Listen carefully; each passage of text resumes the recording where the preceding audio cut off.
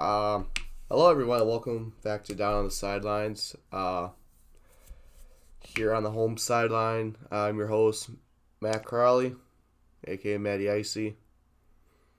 And here on the away sideline is Brenden Retzloff, aka Brendini or Brettstock Golf. So, obviously, this is going to be a very different episode. I wouldn't say different, we're still going to do everything normal, but obviously, we are currently recording January 3rd. Just Past noon. Just past 1:35. We are less than 12 hours. Yeah, 12 hours before. No, more than 12 hours. About less than 24 hours after the Damar Hamlin injury. So obviously, everyone's shook. I'm shook. Brendan's shook. So if we sound down, we're not as energetic as we usually are. That is why, because it's fucking scary. Yeah, and I mean we're gonna hear both of our takes, or you guys are gonna hear both of our takes on this incident that occurred. Man, it's absolutely scary. You're 100% right on that, and the Bengals and the Bills did the right thing by pretty much canceling this football game. Yeah, it's suspended indefinitely. NFL just released a statement about an hour ago saying that the game will not be played at all during later this week, or not. They don't plan to play it at all.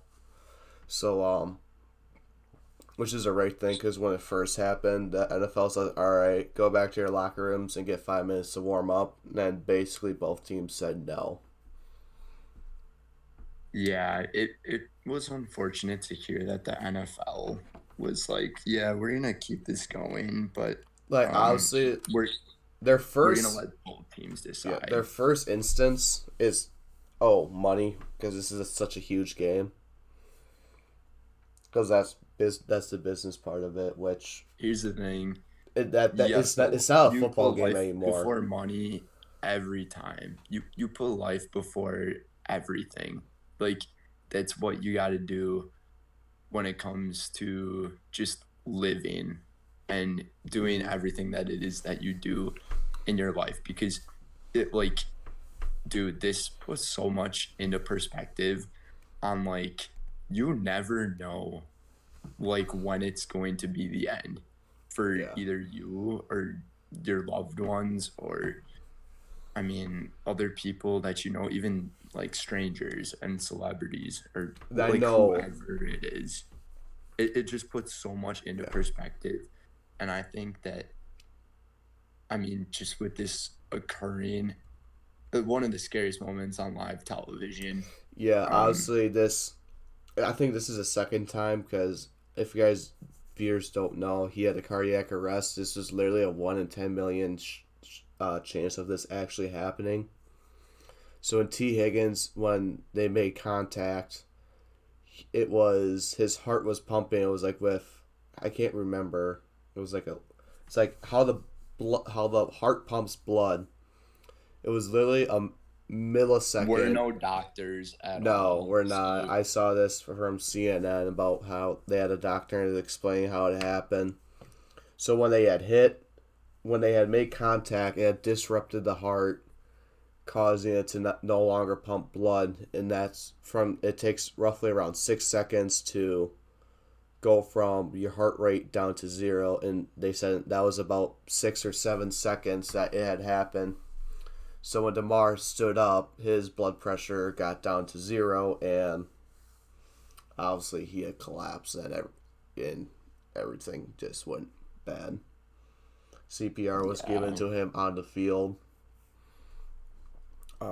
They think that it's what you said, how it was a cardiac arrest. Higgins hit him in the chest area, but it was more the upper chest. Yeah, he had hit him right on the heart. He had hit him where they had first initially made contact. It was right on his heart. And to those people who are like hating on T. Higgins You guys for are this, like, fucking stupid. He didn't do anything wrong. Like, I hate to be that. don't hate on him. And like, I've seen people's in his comments like saying like on his Twitter and Instagram saying like, you did this, you're a murderer. It's like, no, like, you guys are awful for even saying that. He didn't do anything wrong.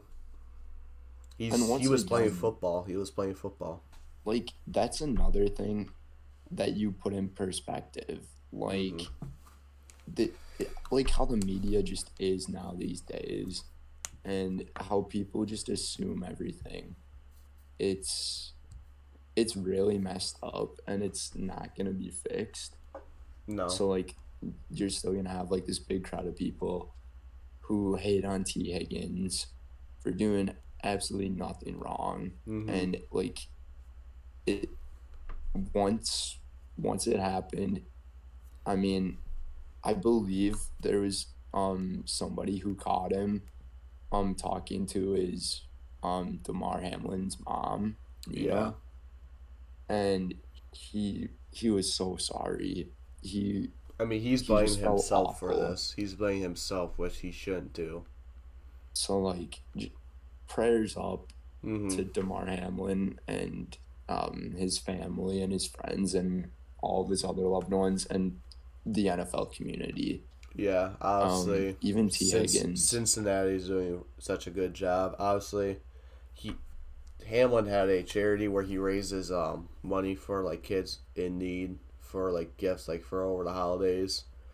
Before the game started, he only had $10,000, and now he has over, I think it's 1.3 million right now. I believe he's over $3 million now. Actually, $3 million now. Yeah. Jeez. It's incredible to see how much America got together over just this horrific, pretty close to tragedy. Yeah. And then now in that, like after like, so Buffalo was flying out and Stephon Diggs took an Uber to the University of Cincinnati's hospital. And he got stopped by police, but I think he was able to get in there. It's like, still one of the reasons I love Stephon Diggs. Like, he was a Viking, so basically when he went to Buffalo, I kind of like bandwagon off of that. So that's why they're my number 2 team, because I so like Diggs, and this is one of the reasons why. It just Bills Mafia is just, it might be the craziest fan base, but they're also the most polite and most caring fan base. Stephon Diggs is like one of the most humble football players. Like, I'm guessing you watched his interview after the Minneapolis Miracle. Yeah, I've seen that plenty of times. He's like, you think everyone's like, you don't stop playing till the clock hits 0. Yeah, and there were a lot of other things that he mentioned in that interview too, like, that I could get into, but I don't want to. We're on a little bit of a time crunch, so. Yeah. But I guess for one thing, obviously, we went to the Packers-Vikings game on Sunday. It was a great time for you, but it was not a good time for me. Yeah. I mean, you can tell the viewers your big event/feature, though, because, I mean, I feel like that makes up for what happened at the football game for you. Yeah, so we got in right away. We were able to sneak in. It was like, oh wait, there's an extra metal detector. So we were like one of the first people into the stadiums. And then we beelined it. You got John Kuhn's autograph. Pretty cool. So beforehand, we stopped at Party City because obviously we said I was going to go as Kirk Thuggins. And which I did. So like during pregame warm-ups, we were on the Vikings sideline because I really want to see the Vikings. Because obviously I was Kirk Thuggins. And I think I had roughly over 50 people say, oh my gosh, you look exactly like Kirk Cousins. Not even joking. We're not joking. Were so many people who were there who ended up saying, oh, it's Kirk Cousins. He's here. It's like Kirk O'Chains. Yeah, and then I had 4 NFL media people come up to me, start taking pictures and videos of me like doing the skull chant, cheering on the Vikings. One of the guys asked me, was like, "Bro, you look exactly like him." So I had to come over. He asked me for my name and stuff, which was awesome. And we were right next. We didn't realize, but we were right next to the families of the Vikings players. So even we didn't. I didn't even realize it until after I was home. I was like, wait, I had like some NFL's Vikings sister or wife player come up to me like she started recording me. I was like, I didn't know that until after I got home. I was like, wait. Yeah, the girl that took a video, she was recording me. Didn't say anything, and then there was me saying "Go Pack, go." She literally started. She came up to me and just started recording. I didn't know what to do. I was like, I thought she was like taking a picture. It was pretty funny how clueless you were at that point. Like, I was like clueless, and you were like, "Go Pack, go!" I was like, "You ruined it." I was like, "What was I supposed to do?" I was like, cheer on the Vikings. Like, you could have told me that. I wonder who that was. Like, I don't know who it was. I guess we'll have to wait and see. I don't think we're ever gonna find out who it was. But then the security girl right there kept on looking at me. Either was like, okay, this guy's fucking stupid, or he's kind of cute. It was one of the two, because she was looking at me the whole damn time. So I thought that was pretty funny. That's pretty true. And speaking of like interactions with like girls, I actually ended up you lucky son of a bitch. At the game. Yeah, you got a number because there's a little putt thing. And Brenden being the big golfer that golfing and Brenden station, Titletown. Yeah, being the big golfer, goes in there with his arrogant, cocky attitude and just sinks it, and he ends up getting a girl's number. It was funny because it was like, what the other girl's like, oh wait, you're a Vikings fan? I was like, yeah. I was like, oh, her dad's a Vikings fan. You two would get along perfectly, exchange numbers, and she just goes, no. I'm like, heartbroken. Oh shoot, Pat McAfee show is on ESPN right now, and it's Aaron Rodgers. Oh god, I don't want to listen to it. No, I think it's about the injury. Oh, Damar. Yeah, I'll have to listen to it later, because I don't want to get too distracted. Yeah, we were on a little bit of a time crunch, but yeah, we were down there for Minnesota's first drive till we got booted out. Yeah, so our seats for this game were like way up in the newer section. We are 743, 743S, something like that. Yeah, it was pretty high up, and we ended up like staying down on like the Vikings sideline, probably at like the 15-yard line. Yeah, 15-20 yard line. Yeah, we were like we were in the front row. Like, it was ridiculous. And we were, I told you, I was like, we're going to stay here as long as we can. And we stayed there for like Minnesota's first possession, and then Green Bay's like first and second down. Bro, I thought I lost you. Like, when you said you had to go to the bathroom. Bro, the line was like 15 minutes long. I left with like 20 minutes to go till kickoff. I came back right as opening kickoff had happened. Like I was like, dude, this guy's not gonna make it to kickoff. Yeah, you're texting me like, bro, the game's about to start. I'm in there taking a piss. Yeah, I didn't think you were gonna make it back, but you did, thankfully, because I was worried that there were gonna be people taking those seats, so then I would have had to move. And since my phone was pretty low on battery, I was just like, oh god, if my phone dies at any moment, we're screwed. In trouble here. Yeah.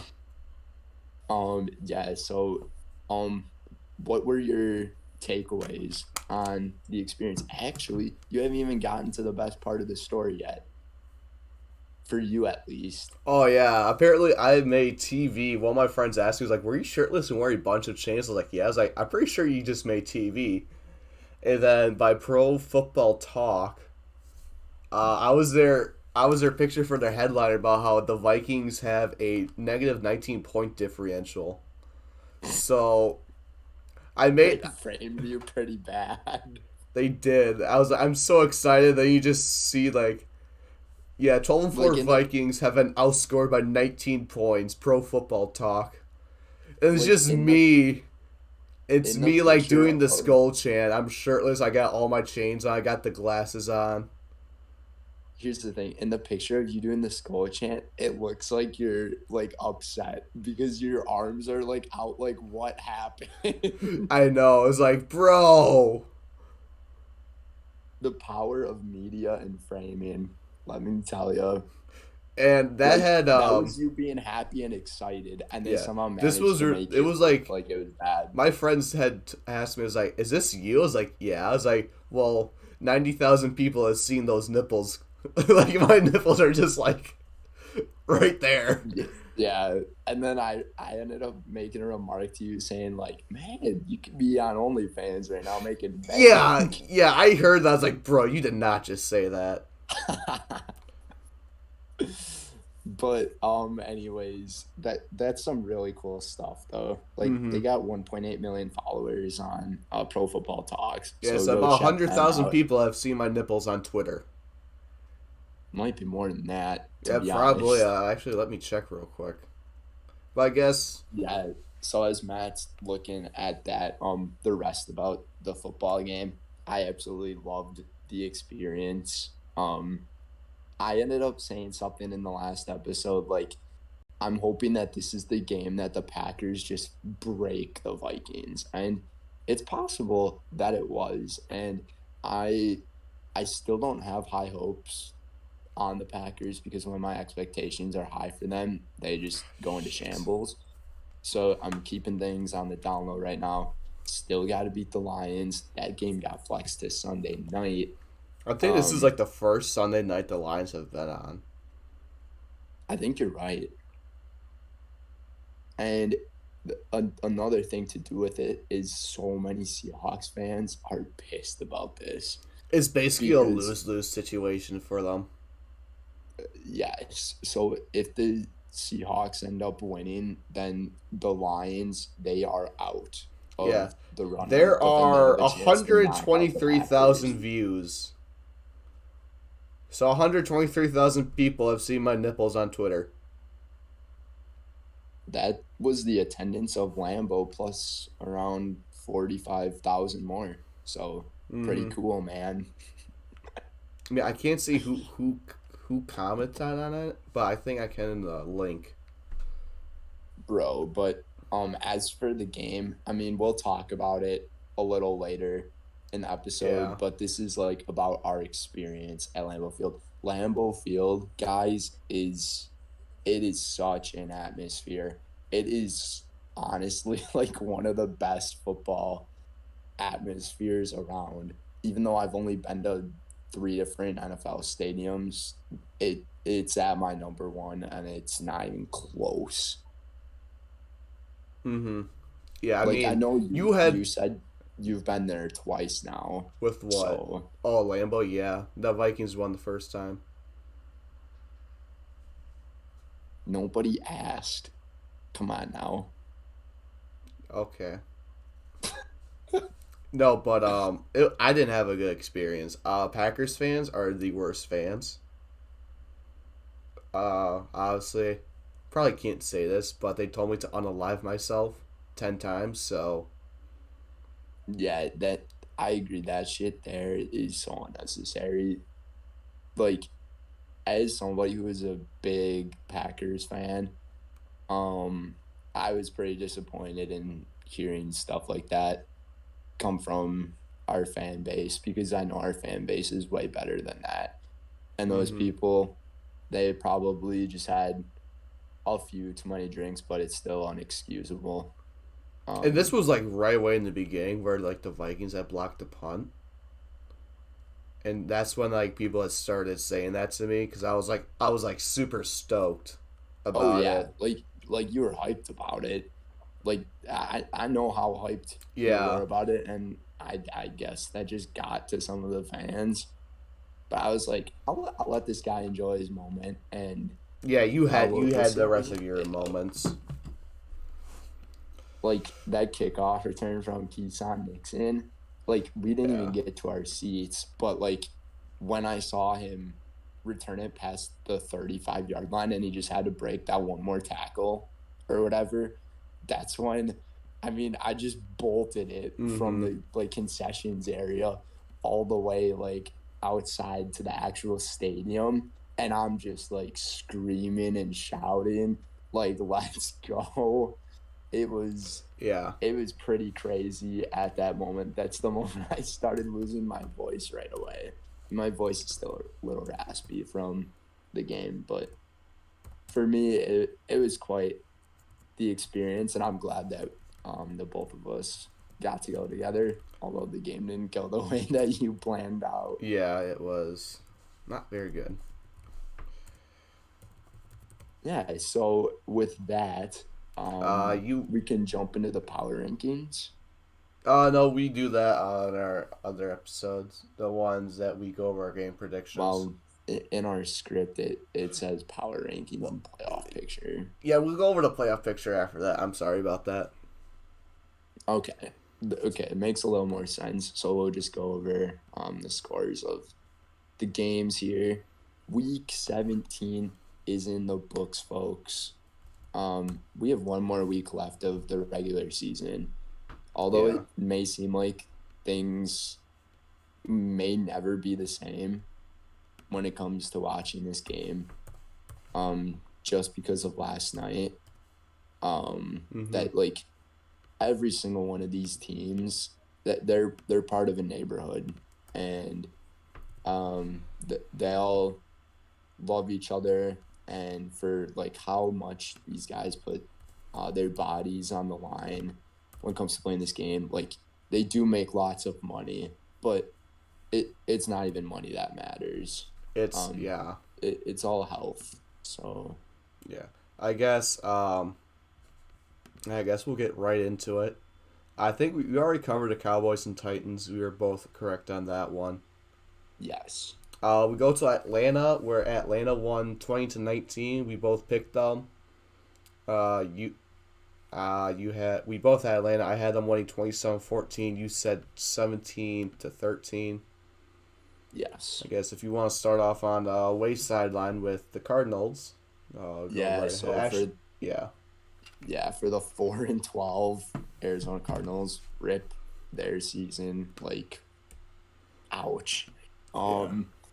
David Blau, he played at quarterback in this one over Kyler Murray, he's already out with the ACL, and then Trace McSorley, I don't know why they didn't play him. I'm guessing they just weren't happy with his performance against Tampa Bay the previous week, but David Blau, he went 24 for 40, 222 yards and a touchdown. James Conner led the team in rushing, 16 carries, 79 yards. And then Trey McBride for receiving scored the only touchdown for the Cardinals. He had 7 receptions for 78 yards. And that score, leading the team in tackles, is Jalen Thompson. J.J. Watt had a sack, so good to see that he's going into his last game with another sack under his belt. And then Matt Prater went 4 for 5 on field goals, making a 57-yard field goal. And that's the Arizona Cardinals statistically. So for Atlanta, Desmond Ridder was 19 for 26, 169 yards. Tyler Algier had lead the team in rushing, 20 carries, 83 yards, and a touchdown. Cordell Patterson, 9 carries, 42 rushing yards, and a touchdown. McCole Pruitt led the team in receiving for 4 receptions for 49 yards. Isaiah Oliver led the team in tackles and all had a sack. Adeto Unbo Ojabaji, I totally butchered that name, had a sack. Young Ho Koo was 2 for 2 as long as it was 27, including the game winner. I mean, this was one of those games that kind of just slid under the radar. Matter. Yeah, it doesn't really care about. Yeah. We definitely got to start doing a little segment in our show that has to do with like NFL players' names.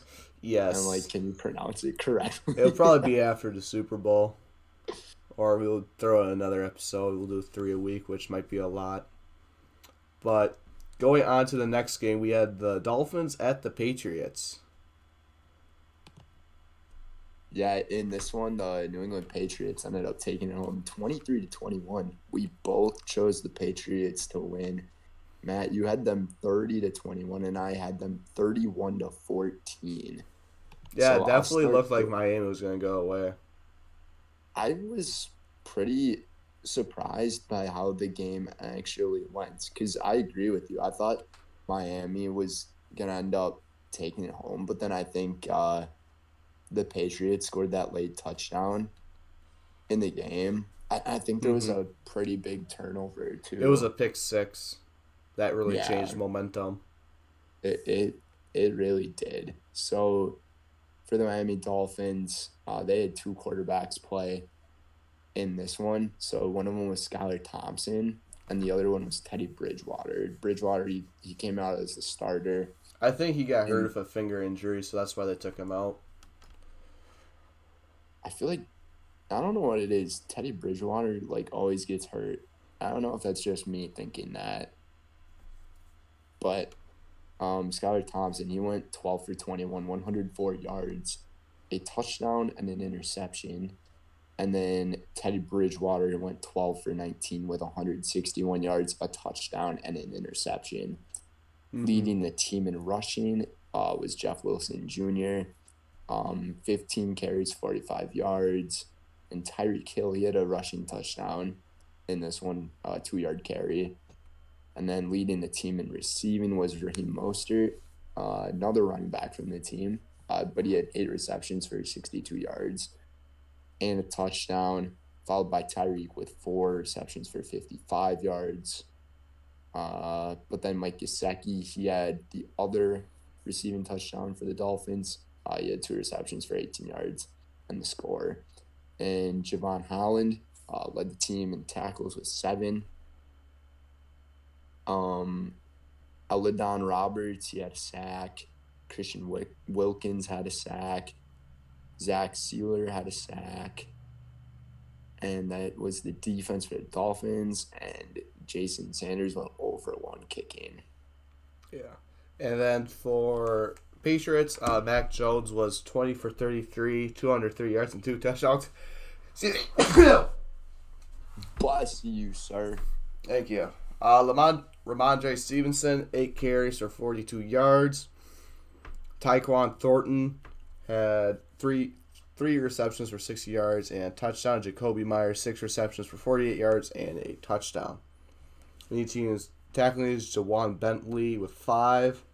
Kyle Duggar with an interception. Jonathan Jones with an interception. Christian Barmore with a sack. And Carl Davis with another sack. And then Nick Folk was 1 for 1 for 49-yard field goal. That's all she wrote. They had this on Red Zone at Lambeau, so we were kind of watching this game as well. As we said earlier, looked like it was. They had a lot of, yeah. It definitely looked like it was going to go Miami's way, but New England pulled it off to keep their playoff hopes alive. And Miami, they still have a chance as well to get into the playoffs, and we'll go over that towards the end of the episode. And I just realized that there is a New England Patriots player that has the same name as me. Brenden. Pretty cool. Yeah, Matt Prater, Matt Gay,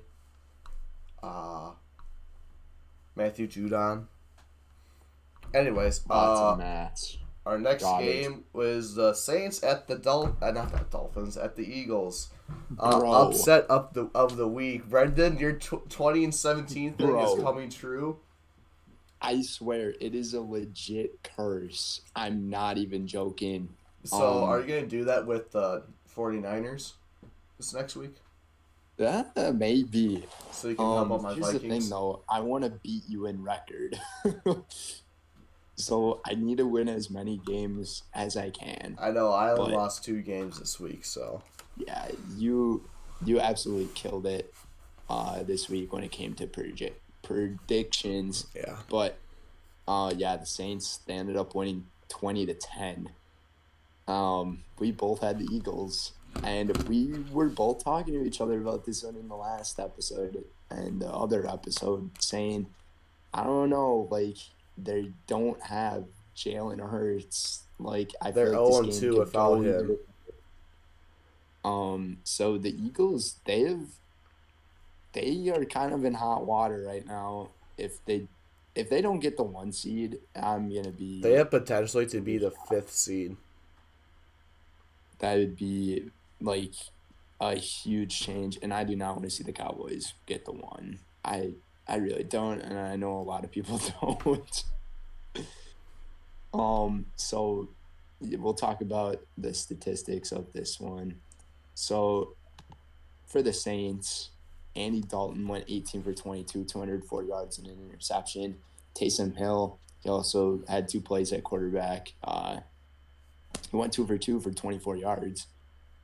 And then leading the team in rushing, Alvin Kamara expected 16 carries, 74 yards.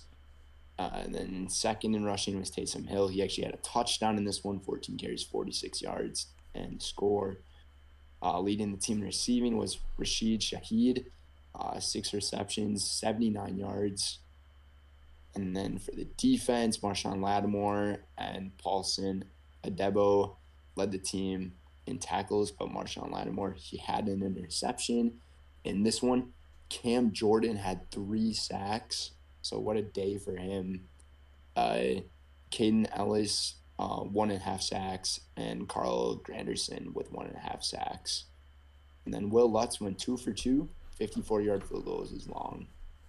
Yeah, so for the Eagles, Gardner Minshew, 18 for 32, 274 yards, touchdown, interception. Miles Sanders led the team in rushing, 12 rushes for 61 yards. Devonta Smith led the team in receiving, 9 receptions, 115 yards, and A.J. Brown, 4 receptions, 97 yards, and a touchdown. T.J. Edwards led the team in tackles with 9. Javon Hargrave had a sack. Hassan Riddick had 2 sacks. Josiah Scott had an interception. Milton Williams had a sack. And then Jake Elliott was 1 for 1 for 56 yards. This was a really entertaining I was game, hoping that, like, hey, the Eagles are losing, and this is super good. And that is like, oh my gosh, if Minnesota wins today, they're going to be sitting pretty for that 1 seed. And then Eagles, they haven't clinched the 1 seed because Dallas is technically, I think they're the same record. Let me check real quick.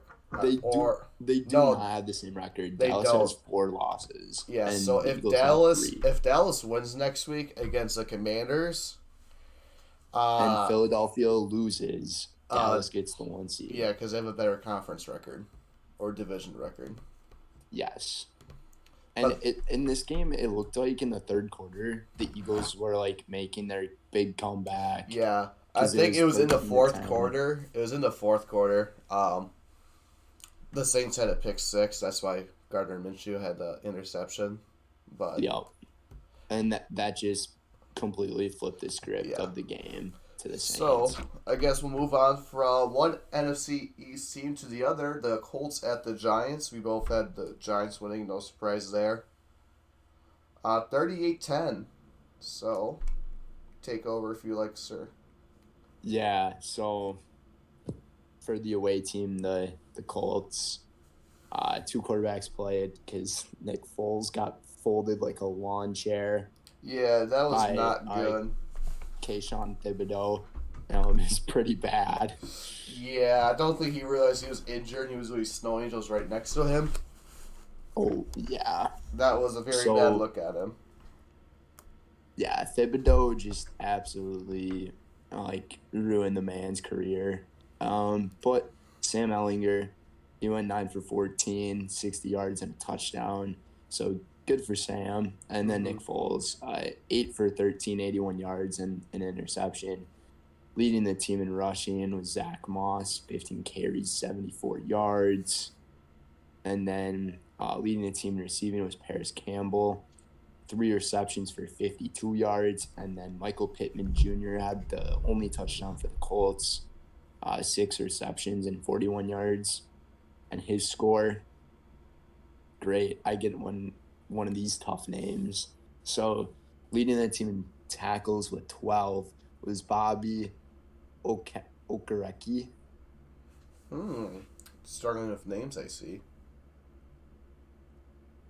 And then the Colts didn't really do anything else. No sacks at all. It was a pretty bad performance from Indianapolis. Chase McLaughlin went 1 for 2 on field goals, and his longest field goal is 23 yards. Yes. Talk about a bad game. Mm-hmm. But for the Giants, Daniel Jones led for passing, 19 for 24, 177 yards and a touchdown. Also led the team in rushing, 11 carries, 91 yards and 2 touchdowns. For receiving, Richie James led the team, 7 receptions, 76 yards and a touchdown. Isaiah Hodgins, 4 receptions, 42 yards and a touchdown. Saquon Barkley had 2 carries for -5 yards. Wow. Jalen Smith led the team of tackles with 5. Dexter Lawrence had a sack. Kayvon Thibodeau had a sack. Landon Collins had an interception. Then for kicking, Graham Gano 1 for 1 for a 36-yard field goal. Yeah, Giants pretty much dominated that football game. They really did. Daniel Jones, he's coming doing on. Great things with this organization, as they hated him after he got drafted, and he's got them to love him. Mm-hmm. So good for him. And now to our next one is the Panthers at the Buccaneers. This one will get everybody's blood boiling. Yeah, especially if you benched some people in fantasy football. Yeah, I am pissed off about that. Can't be as pissed as my brother. No way. No.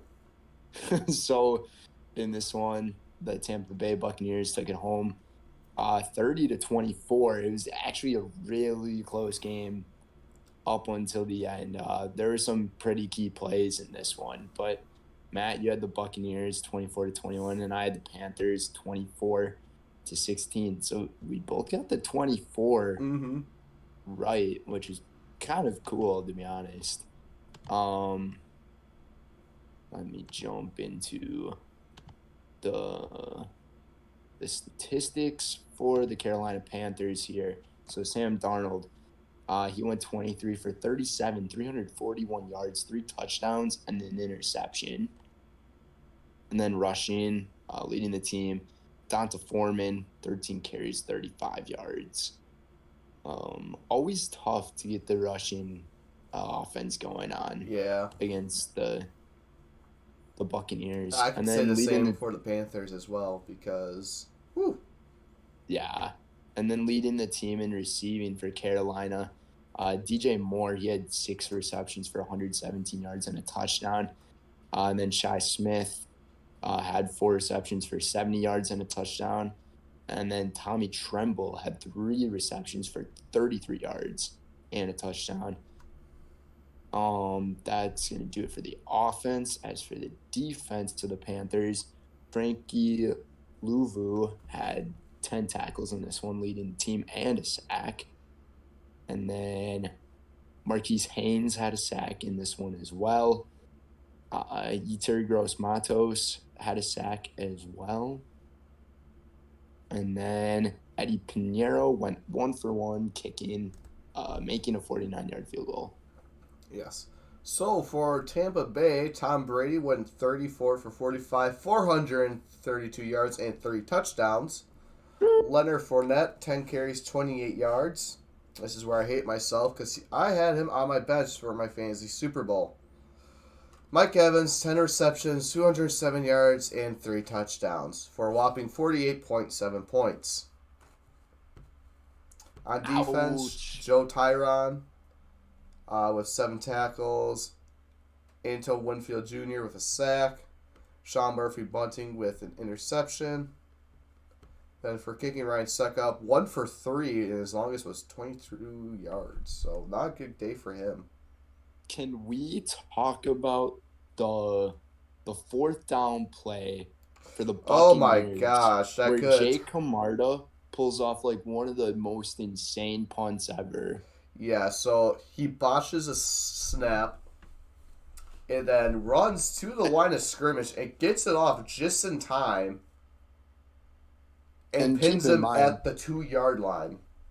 And keep in mind, this is still a one-possession game at the time. So if like this punt got blocked or something, it could have been returned for a touchdown, or even if like Camarda got tackled before he could kick it, the momentum would have been with Carolina because there was only 43 seconds left in the game. So that is just astounding to hear from Jake Camarda, because it looked like he was dead rice out on the field. Yeah, it literally looked like he was not going to get it off. I don't know how he got it off. Like, watching that on, like, replay or, like, as it was live, even though we didn't see it live, it looked like it was impossible for him to kick it. I don't know how he did, but he did it. And that was the game-saving play there for the Tampa Bay Buccaneers, as that win got them to take home the NFC South. Yes, it did. 8-8 are the Panthers, or not the Panthers, the Buccaneers now. So, with that being said, on to the next game. The Broncos at the Chiefs. The Chiefs were 12.5-point favorites in this one, and they only won by 3. Yeah, I don't know why these games are so close between these two teams. I am very confused as to how the Broncos, after firing Nathaniel Hackett and just like a team just having a dumpster fire of a season, end up only losing by 3 to what is ESPN's best team of the year right now. But I got a feeling that's going to change pretty rapidly. We both had the Chiefs winning. We both had them scoring in the 30s, and then you had the Broncos 20, and then I had them 10. So as for the Denver Broncos and their statistics here, Russell Wilson, he went 26 for 38, 222 yards, a touchdown and an interception. Latavius Murray led the team in rushing, 12 carries, 56 yards. Then Russell Wilson, he actually had 2 rushing touchdowns in this one. 4 carries, 27 yards, and then the 2 touchdowns. Oh, great. Leading the team in receiving is Albert Okubanganam.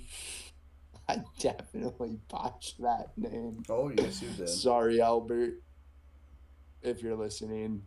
3 receptions, 45 yards, and a touchdown. Imagine being one of the commentators and, like, saying that this guy scored the touchdown. They have people like talking in the ears, like how to pronounce it. That's true. They have a ton of like producers and stuff to help them out with that, which is super nice. Yeah. But that's rough. I botched that name. Sorry, Albert. But on defense, Kareem Jackson led the team in tackles with 6. Justin Simmons, my guy, had an interception off of Mahomes in this one. And then Brenden McManus went 1 for 1 with a 49-yard field goal. And Russell Wilson has finally exceeded his bathrooms touchdown passes compared to his bathrooms in his house. Yes. So let's give a round of applause for Russell Wilson. All right. And that's the only good news for the Broncos. So carry on. Yes. So we have the now 13-3 Kansas City Chiefs. Patrick Mahomes, 29 for 42, 328 yards, 3 touchdowns and an interception. Isaiah Pacheco, 9 carries, 31 yards, and a touchdown. Pacheco, I knew that. Kadarius Toney, 4 receptions, 71 yards. Jerick McKinnon, 5 receptions, 52 yards, and a touchdown. And then Blake Bell, 1 reception, 17 yards, and a touchdown. And then Patrick Mahomes, 1 reception for 6 yards. So, I think that's a fun little detail to add in there. Yes. Then this will bring us to the defense. Jalen Watson, 6 tackles, led the team. Trent McDuffie had a sack. Chris Jones had a sack. Colleen Saunders had a sack. L'Jarius Sneed had a interception and got lit up by Jerry Jeudy, or was it Cortland Sutton? Oh my gosh, that hit was insane. Yeah, and then George Karlaftis had a sack. And then Harrison Buckner was over 1 for field goals and scored a whopping 3 points. Buckner's had a tough year, but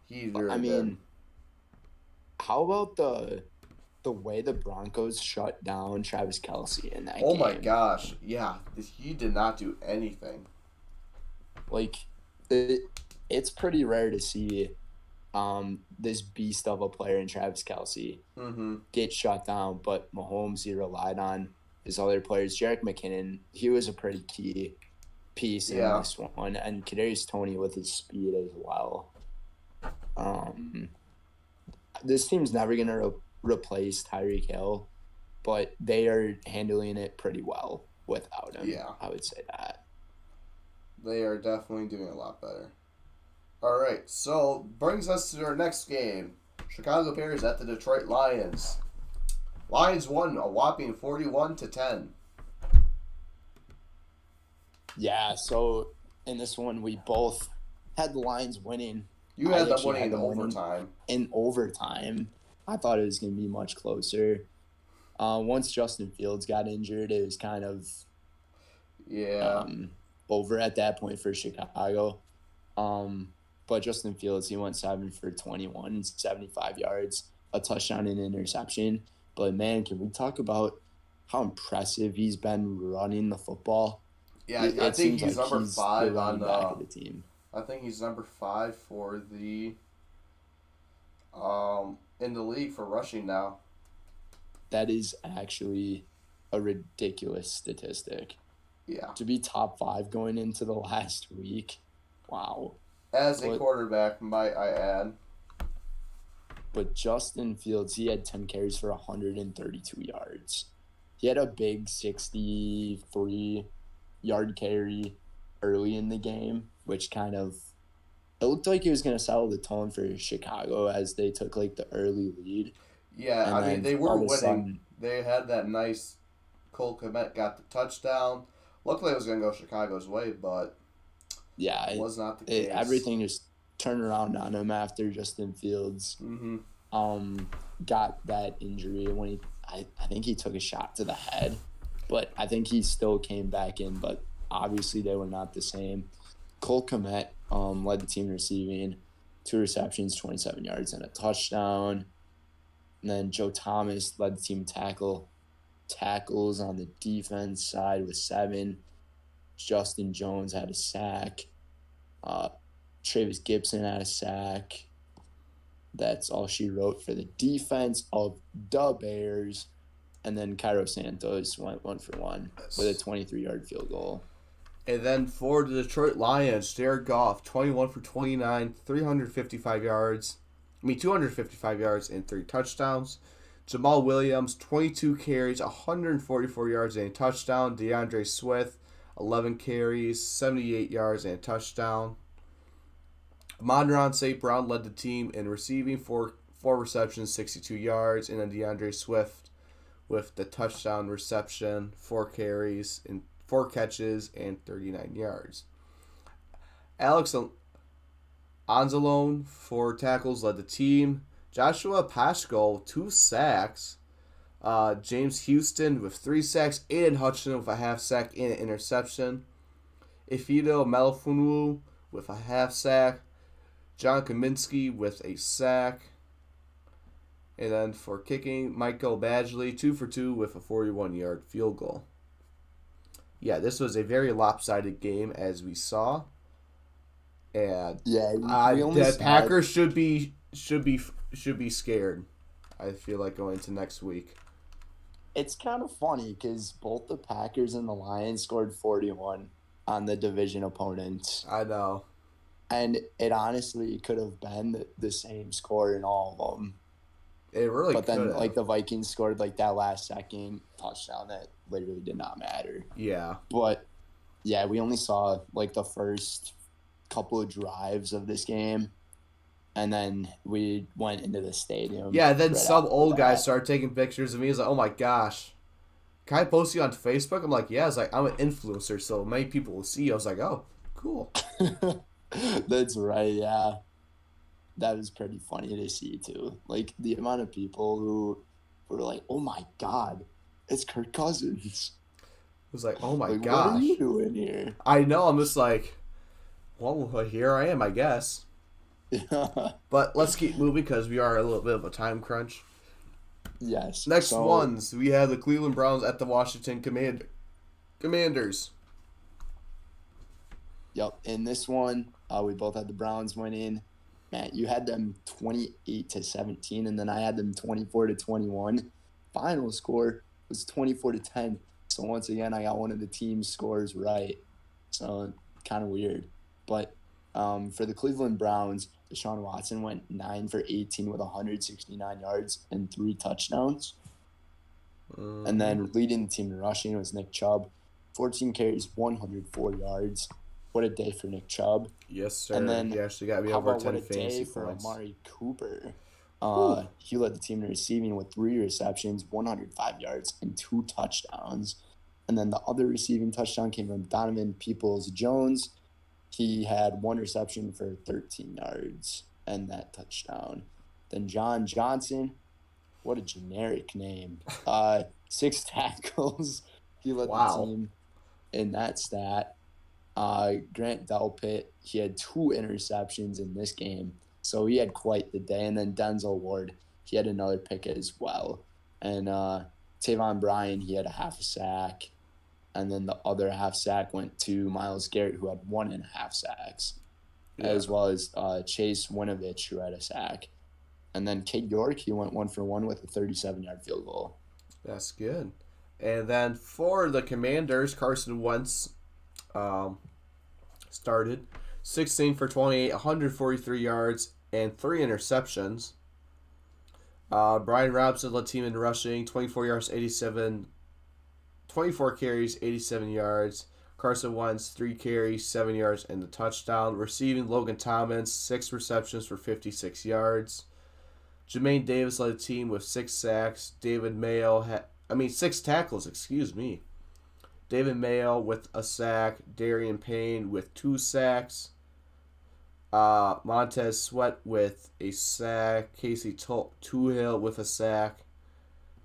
That's all she wrote. And then Joey Sly, 1 for 1 for 43 yards. Ron Rivera did not know that they could be eliminated if Green Bay won. Dude, that shit was so funny. That's just terrible coaching, like not knowing the situation, because I guarantee they would have started Taylor Heineke if they would have known that they could have been eliminated. Well, I also wonder if he actually did know that, and he didn't want his players to know that. So, like, they didn't have to have that on their mind. Because, regardless of whether you're in the race or not in the race, you should still be playing football to, like, the best of your ability. Oh, for sure. Because you want to win. So, the thing with not starting Heineke, super confusing.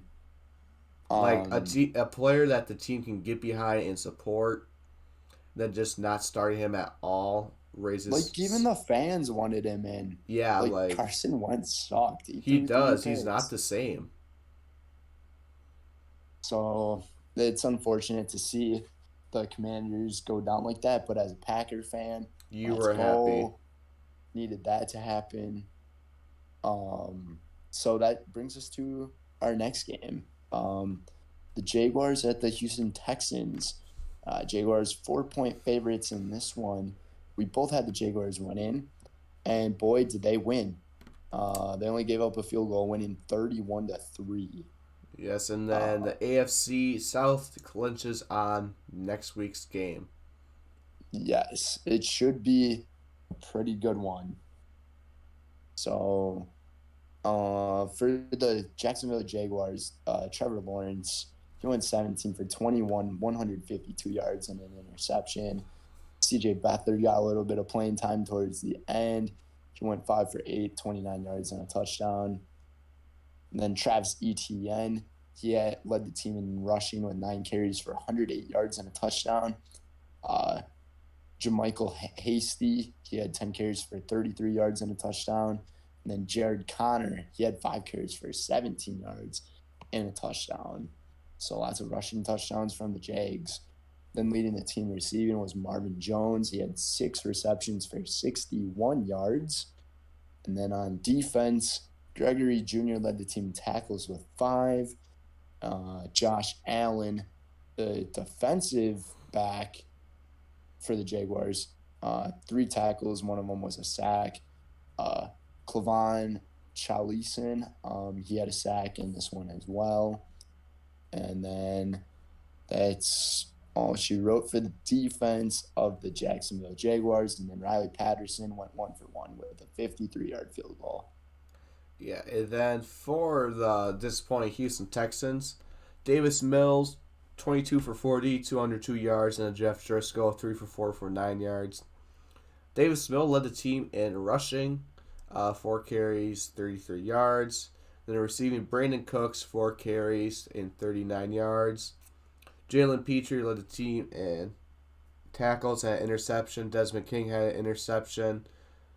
Ogbonia Okoronkwo Good luck. had a sack. Jerry Hughes had a sack. And that's about it. And then Kamaya Fairbairn, 1 for 1 for 56 yards. The lone scorer for the team. Houston. Jaguars are hot. They're going to make the playoffs, mark my words. But this will lead us, I think, one of the most surprising games of the week. Yes. This was a big shocker here. So, San Francisco 49ers at the Las Vegas Raiders. 49ers were 9.5-point favorites. Yeah. In this one. So, no upset alert, right? Well, the Niners were put on upset alert, but they hung on to this one. 37-34 in overtime. So, for the 49ers, who are 12-4 now, Brock Purdy went 22 for 35, 284 yards, 2 touchdowns, and an interception. Christian McCaffrey led the team in rushing. He had a big day, 19 carries, 121 yards, and a touchdown. Then Jordan Mason, he had 2 carries for 13 yards and a touchdown. Brenden Ayuk also had a big day for the 49ers. He had 9 receptions, 101 yards, and a touchdown. And George Kittle, he had 4 receptions for 23 yards and the other touchdown. As for 49ers defense, Jimmy Ward led the team with 6 tackles. Tayshaun Gibson, he had an interception in this one. And Drake Jackson also had an interception in the game. And then Robbie Gould, he went 3 for 4 on field goals. His longest was a 43-yard field goal. Yeah, it was 63 yards there. But, yeah, for the Raiders, Jarrett Stidham, 23 for 34, 365 yards, 3 touchdowns and 2 interceptions. Him and Patrick Mahomes are the only 2 quarterbacks in the league that's thrown over 3 touchdowns against the Niners. Josh Jacobs led the team in rushing, 17 carries, 69 yards, and a touchdown. Receiving, Devontae Adams, 7 receptions, 153 yards, 2 touchdowns, and Darren Waller, 3 receptions, 72 yards, and a touchdowns. For defense, Deron Harmon, 8 tackles, led the team.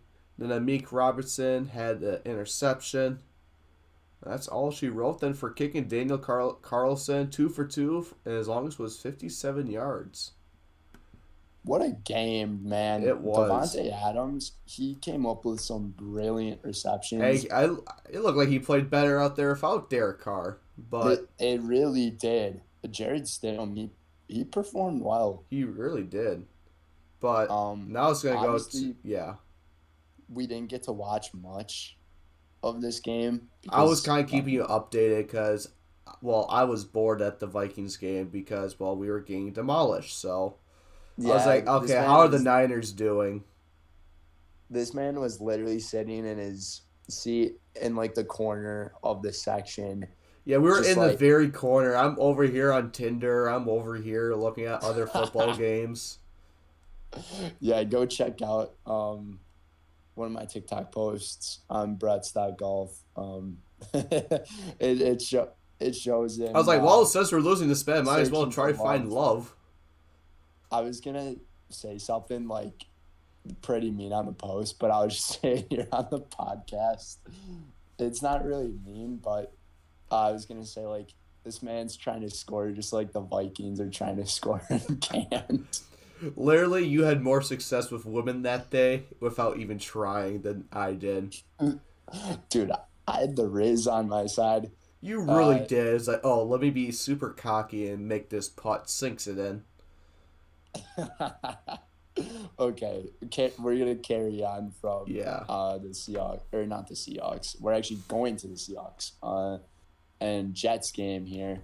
Oh, I skipped one then. Not physically, but yeah. So the Jets and Seahawks. Seahawks won this one, 23-6. I chose the New York Jets for God knows what reason. Yeah, I was even debating. I was like, why are you picking the Jets? Because I think it was because Mike White was back. Yes, I think that was the reason. One of the reasons.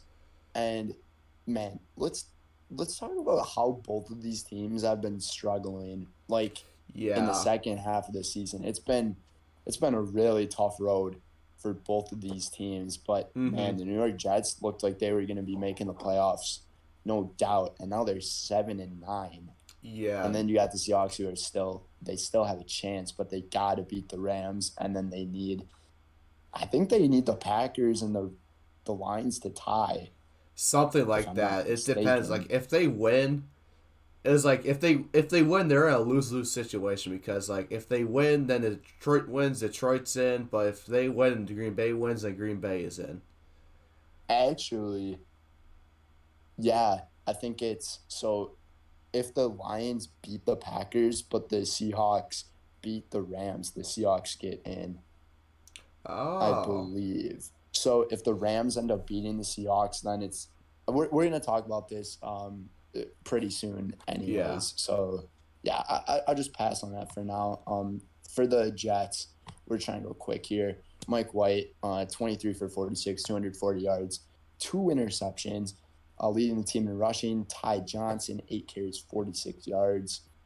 Leading the team in receiving was Tyler Conklin, 6 receptions for 80 yards. Former Vikings. No touchdowns for this Jets team.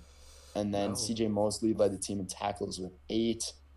Solomon Thomas had half a sack in this one. Carl Lawson, he had a sack. And Michael Clemens had the other half of the sack to Thomas. And then John Franklin Myers, he also had a sack.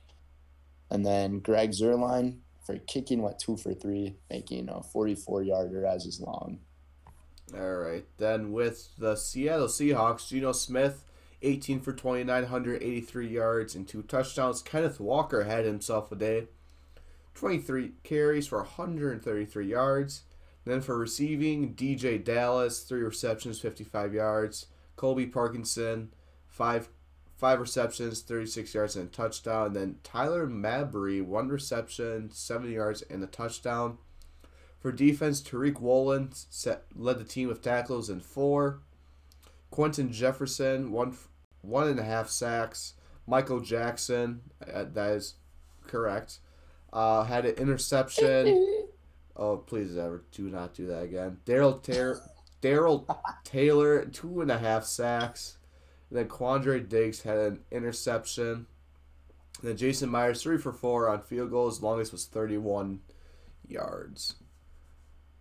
Were you just going to, tell me to beat it or something? Just beat it. beat it. Okay, anyways, yeah. Uh, Very nice singing skills. Yeah. there's a reason I did band. Trumpet for the win. Yes, sir. Anyways, I mean, this was I don't have much to say about neither this do one. I. Besides Go ahead. Besides the fact that Seattle, both these teams were like in desperation. Basically, whoever lost wasn't in the playoffs. So yeah, this game had serious playoff implications, but we just didn't really get to see anything. No. From this game. Go to the next one then. Yeah, it's the Vikings and Packers. You want to do your my Vikings? You can do your Packers. Yeah. Before that, let's talk about something that was quoted here. Oh my gosh, I don't want to go over it. From the last episode, because it is actually some pretty spicy stuff here, folks. This guy, the Vikings fan, said JJ owns Ja, and that is Jair. That is what he said. I still don't think that first game is a fluke, though. You can say whatever you want. Like, the Packers defensively figured out the Minnesota Vikings, but Kirk Cousins, he did trash. Well, yeah, when you throw 3 interceptions. But your take on Justin Jefferson owning Jair Alexander, that might be one of the worst takes we've heard so far this season. I mean, oh, shit. But, yeah, anyways. Do you have anything to say for yourself about that? Jair is still a good corner, but he's not the best, as he claims to be. I need to see him locked down. I mean, he had... Shit, what's the guy? He had Pettis for the Bears burn him. I mean... Yes, like, he backed it up, but he's not the best. I can name about 5 better corners right now. Hold on. Let me get the names. Right now. Yeah, Tariq Woolen. There's one. Yes, Tariq Woolen's definitely better. Like right now, I don't know right now because he talked his talk and he backed up to it. Yeah, but I want to see what he does next week, because if he goes back being Yair, then I think people are going to say that game from him is a fluke.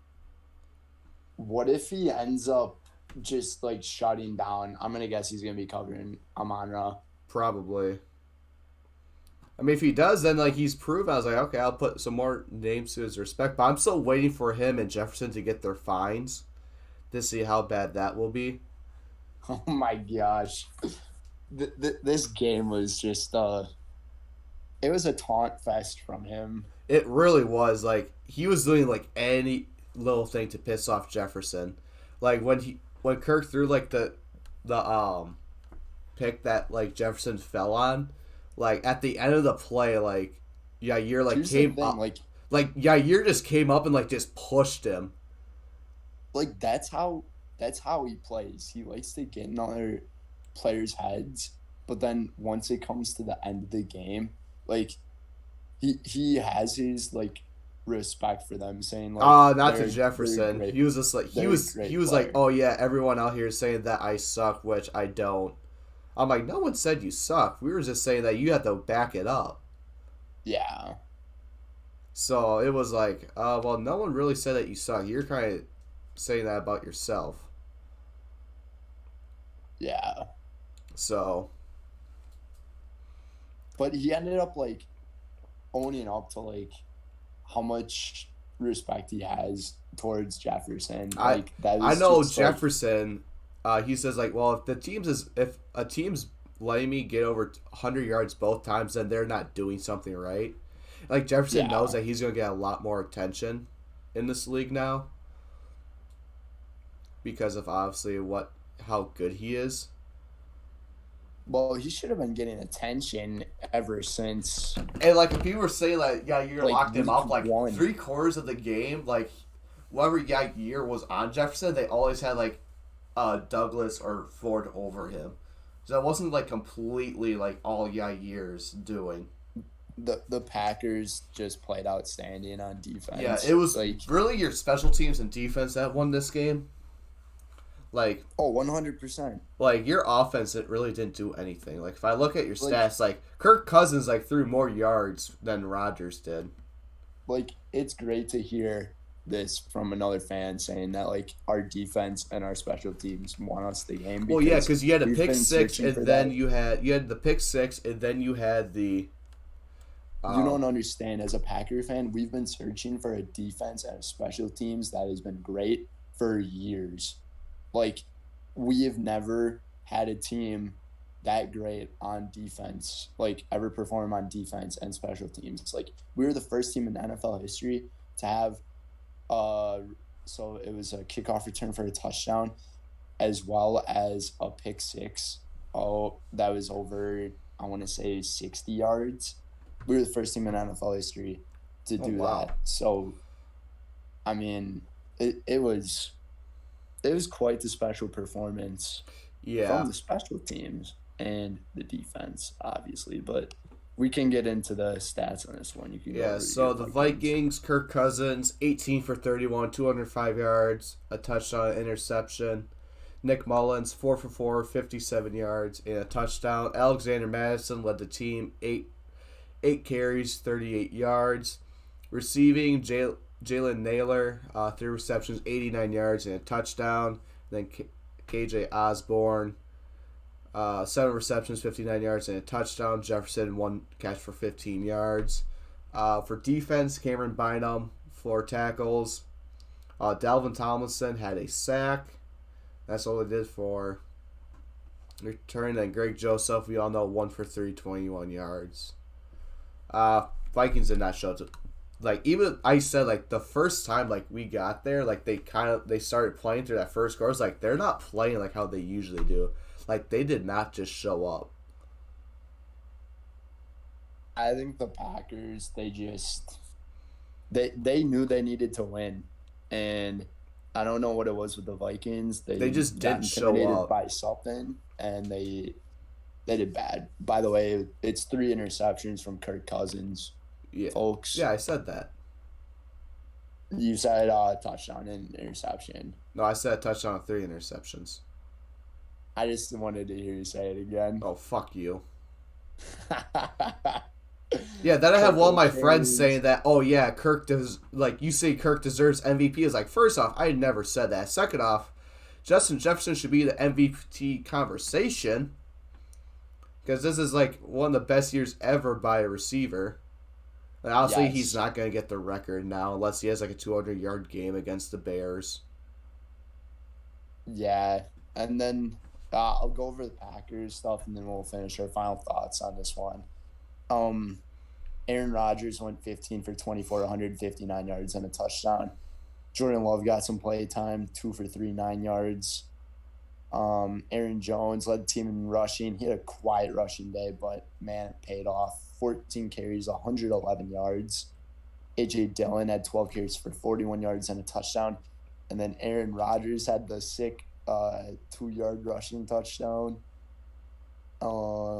And then for receiving, Alan Lazard led the team, 5 receptions, 59 yards. Then Bobby Tunyon, had 3 receptions for 52 yards and a touchdown.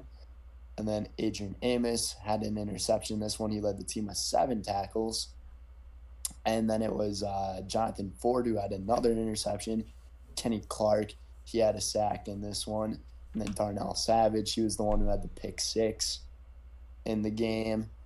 And I think that was all from Packers. Oh, Justin Hollins, he had a sack Yeah. for Green Bay to bring the total up to 2.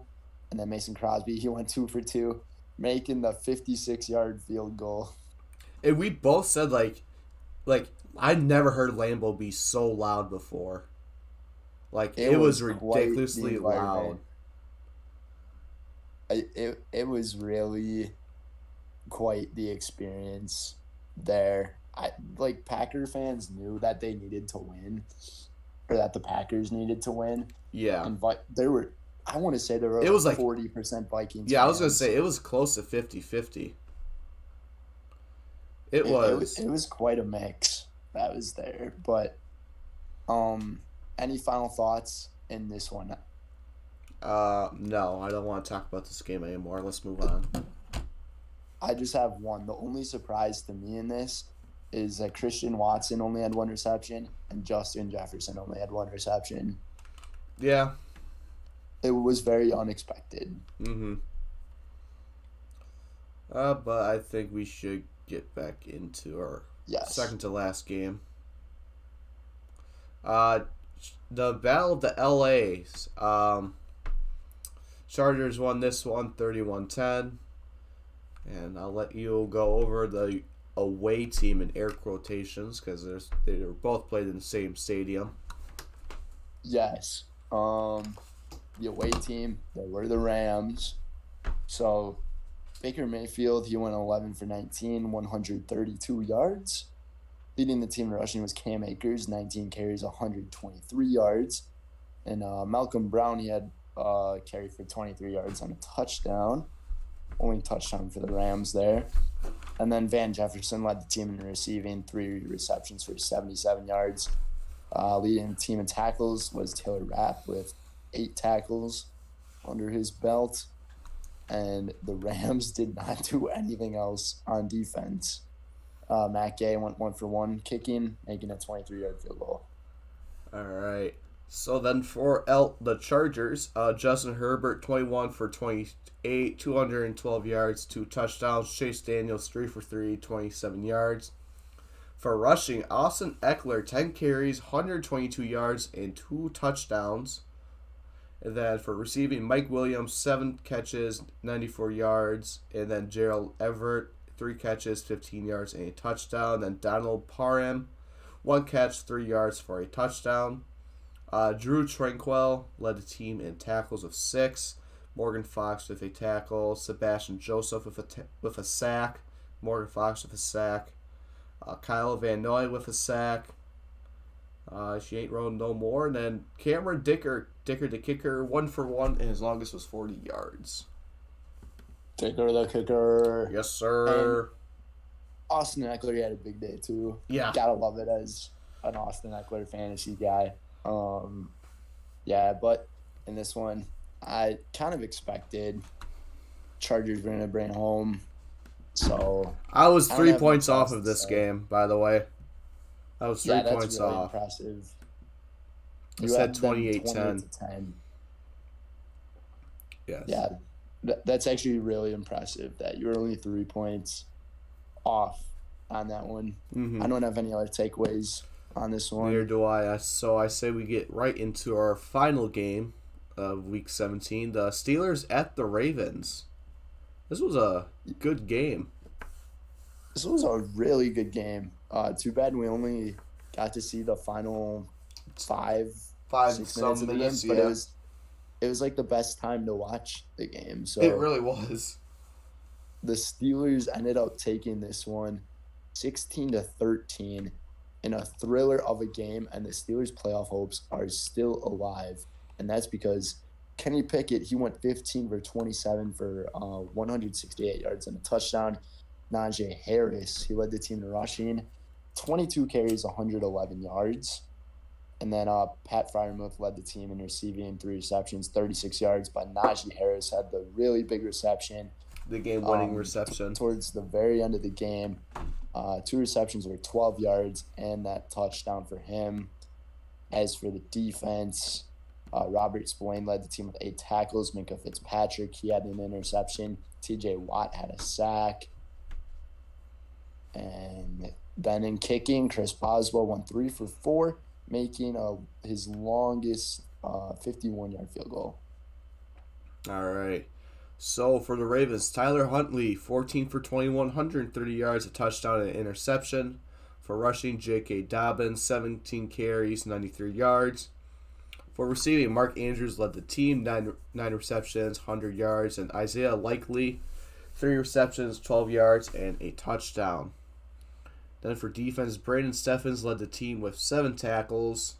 Justin Matawuki, with a sack. Jason Pierre-Paul with a sack. I didn't know he was still in the league. And then for kicking, Justin Tucker 2 for 2 for a 51-yard field goal. I mean, if you didn't see, I think Kenny Pickett went 5 for 6 for 56 yards and the touchdown to end off their game-winning drive. So it was... Yeah, Kenny Pickett, he had a clutch final drive for the Steelers. But, dude, talk about the resilience of this Pittsburgh Steelers team. Whew. They looked like they were going to be well under 500 the entire season, and all of a sudden Mike Tomlin, being the coach that he is, brings them up to 8-8 and still has a chance to get in the playoffs. And to have his team still have his perfect over 500. He never has a losing season, so that rides a lot on this next game, which is against the Browns. If the Steelers would have lost that game, you're right, he would have been under 500 for the first time ever in his coaching career. So there was the Monday night game, but I mean, we all know what happened there. Yeah, what had happened. So we can talk about what our records are, or our overall records are, and then cut it to the playoff chase, because things are interesting there. Indeed it is. So, Matt, you have a grand total record of 69 and Nice. 33. Yes, sir. And then I have the grand total of a 71 and 31 record. I am 2 games behind you. You caught me by 2 games this week. I believe it was 2 games, because I got the Eagles wrong. You also got the Eagles wrong. I got the Panthers wrong, and I got the Jets wrong, and the Ravens are wrong. And then you got the Vikings wrong, too. Yep.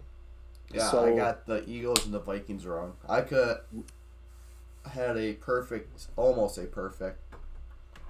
You had a freaking good week, right? I did. And you really needed it, because I also had a good week record-wise, but you did better than me. Yeah. But with that, now we have 1 week left. That makes me having the best record this year. I beat your 13-3 with a 13-2. True.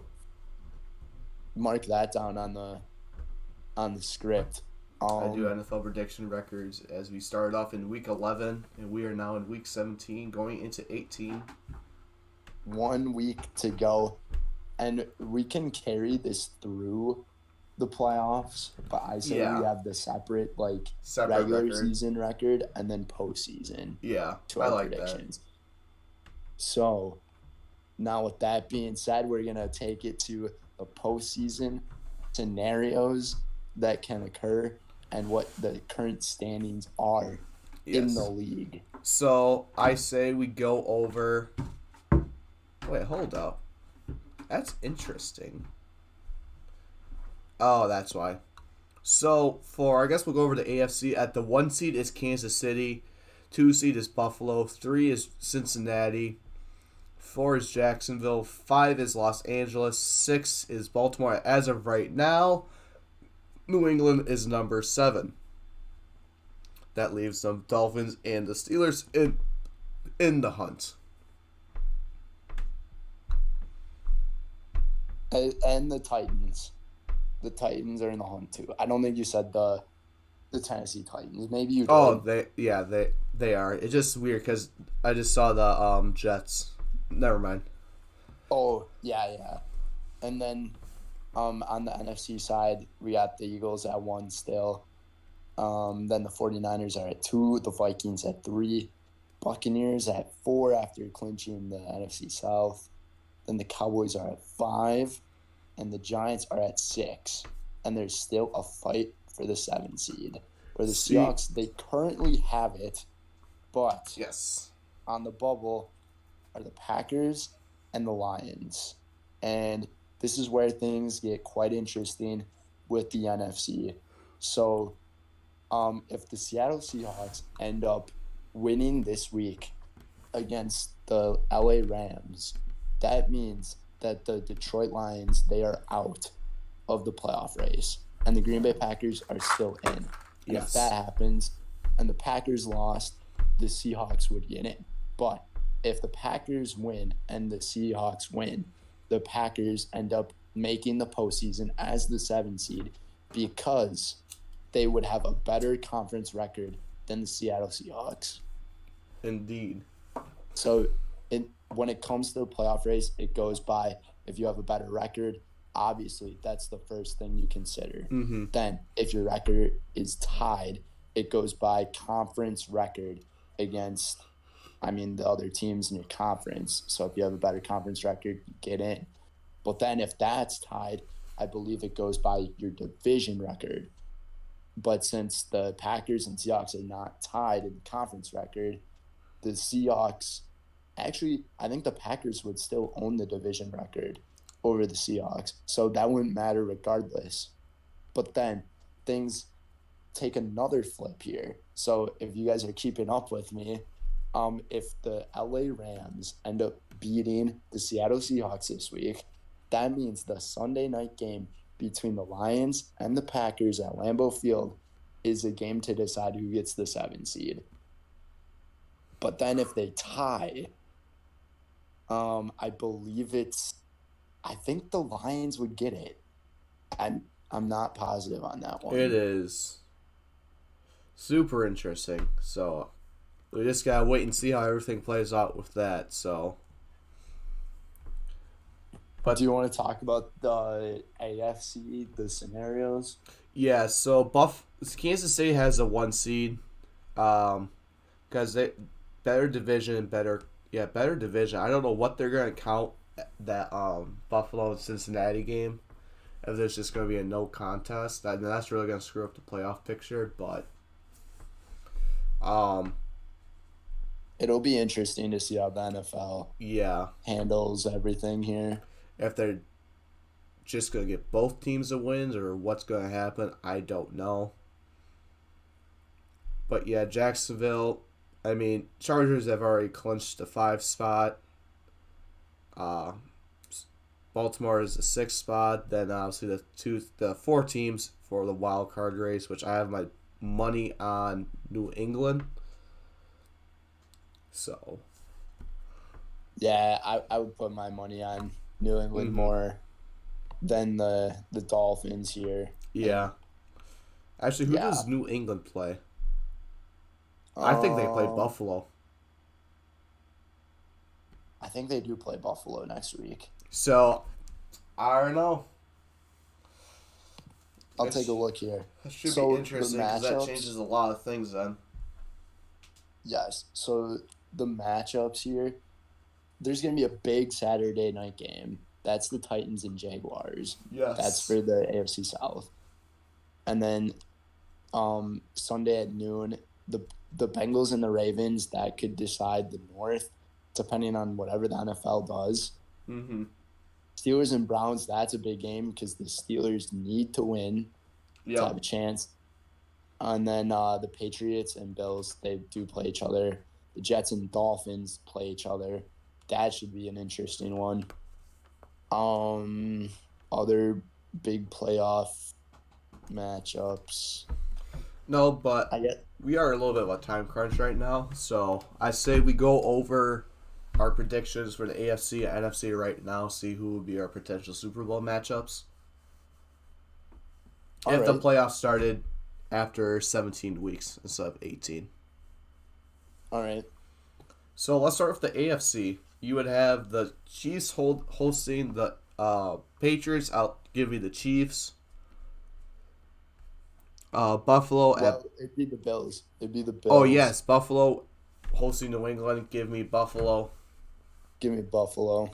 Cincinnati hosting Baltimore. Give me Cincinnati. Jacksonville at LA. Give me Jacksonville. Give me the Chargers. I'm going to take the Chargers over Jacksonville.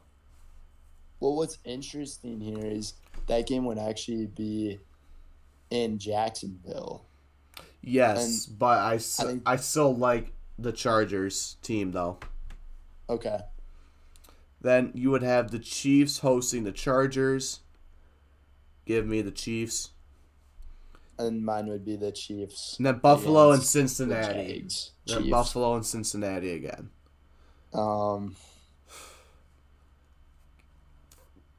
I would take the Bengals. I would take the Bills. So leaves us with Chiefs and Buffalo. Give me Buffalo again. And I got Chiefs and Bengals. Give me Bengals. All right, so I got the Bills. You got the Bengals. NFC. The Niners will host the Seahawks. Give me Niners. Yes, give me the Niners. Vikings to host Giants. Give me the Vikings. Vikings. Tampa Bay and the Cowboys. Give me Tampa. Tampa. So that will mean we got the 1, 2, 3, 4. Yeah, so Philly hosts Tampa. The San Fran hosts Minnesota. Give me Tampa Bay over Philly. Right now, I would take Tampa Bay over Philly. Yeah, and then San Fran over Minnesota. I'm not that delusion. I'm not that big of a delusionist. And then I'll leave Tampa. I'll take San Fran. So then my Super Bowl is San Francisco and the Bills. Give me the Bills. And I got the Bengals and the 49ers. I would take the Bengals all day over the 49ers. So those are our Super Bowl matchups. I can't wait to see how this all shapes out. Okay, so I'm just curious. If Minnesota wins the wild card game, are they frauds? Are they frauds? Yes. If they win and then they lose in the division, are they frauds? So they would play the Giants in the wild card. I feel like it would depend how close the game is, honestly, because clearly the Vikings would have the advantage. Because they're at their home stadium. But then you look at the 3 seeds, okay, so then they're supposed to lose in the divisional round. True. So at that case, I was like, okay, this season wasn't a fraud for Minnesota. I think the Cowboys are more of frauds than the Vikings, to be honest with you. So if the Cowboys got the 1 seed, that's why I'd be like, wait, hold up. Something ain't right. Yeah. I still think the Cowboys and Philly will both go 1 and out. Because you're seeing how bad Philly's struggling without Jalen Hurts. I mean, they lost 2 straight already. I said it, and I'll say it again. The Eagles need Jalen Hurts. Jalen Hurts, he is the MVP frontrunner. And without him, the Eagles, they are a lost franchise, as we have seen. Yes, sir. So that basically concludes everything that I need to say. Same here. So I think we'll wrap it up now. I think we're just under an hour 30. Yeah, hour 32. So let's wrap it up. So thank you everyone for joining us on Down the Sidelines. This is your on the home sidelines. Signing out is Matt Crawley, aka Matty Icy. And here on the away sideline, here in Amro, Wisconsin, is Brenden Retzloff, a.k.a. Brett.golf. And we will see you next time down on the sidelines. See you in the next episode. Peace.